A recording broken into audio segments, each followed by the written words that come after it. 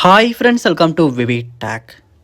இந்த வீடியோவில் ஐஃபோனில் வந்து நம்மளுடைய ஹோம் ஸ்க்ரீனில் ஆப்ஸ் ஐக்கான்ஸை வந்து எப்படி மூவ் பண்ணுறது இல்லாட்டி குரூப் பண்ணுறது அப்படின்றது தான் உங்களுக்கு நான் சொல்லித்தர போகிறேன். ஸோ வாங்க நம்ம வீடியோக்குள்ளே போகலாம்.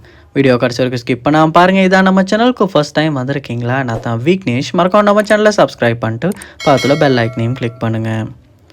ஐஃபோனில் நம்ம வந்து ஹோம் ஸ்க்ரீனை வந்து ஸ்க்ரோல் பண்ணும்போது நமக்கு வந்து ஆப்ஸ்ட ஐக்கன் வந்து காட்டும். ஸோ நல்லாவே வந்து ஃபுல்லாக ஸ்க்ரோல் பண்ணுவோமா இருந்துச்சுன்னா ஆப் லைப்ரரி அப்படின்னு அங்கேயுமே வந்து ஆப்ஸ்ட ஐக்கனை வந்து குரூப் பண்ணி வச்சுருப்பாங்க. ஸோ இங்கே வந்து நமக்கு வந்து ஆப்ஸ் ஐக்கன் வந்து பாருங்கள் காட்டுது. ஸோ இதை வந்து நமக்கு தேவையான மாதிரி மூவ் பண்ணலாம். எப்படி மூவ் பண்ணுறதுனா, இந்த ஆப் ஐக்கனை வந்து நீங்கள் கிளிக் பண்ணி ஹோல்டு பண்ணிக்கிட்டே இருப்பீங்களா இருந்துச்சுன்னா உங்களால் வந்து இந்த ஐக்கன்ஸை வந்து இப்போ ஈஸியாக வந்து உங்களால் தேவையான இடத்துக்கு மூவ் பண்ண முடியும். ஸோ உங்களால் தேவையான லொக்கேஷனுக்கு வந்து சேஞ்ச் பண்ணிக்க முடியும். இல்லாட்டி வந்து ஒரு ஐக்கன் மேலே இன்னொரு ஐக்கனை வந்து நீங்கள் வந்து இப்படி வந்து போடுவீங்களா இருந்துச்சுன்னா அது வந்து ஃபோல்டராக வந்து குரூப் ஆகும். ஸோ ஃபோல்டர் நேம் ஒன்று கொடுத்துமே வந்து உங்களால் அந்த ஆப் ஐக்கன்ஸை வந்து மூவ் பண்ணி ஒரு குரூப்பாகவும் செட் பண்ணி வைக்க முடியும். ஸோ இங்கே பார்க்கலாம், ஃபோல்டர் அப்படின்னு க்ரியேட் ஆகி ஃபோல்டர் லுக் வந்து அந்த ஆப் இருக்குது.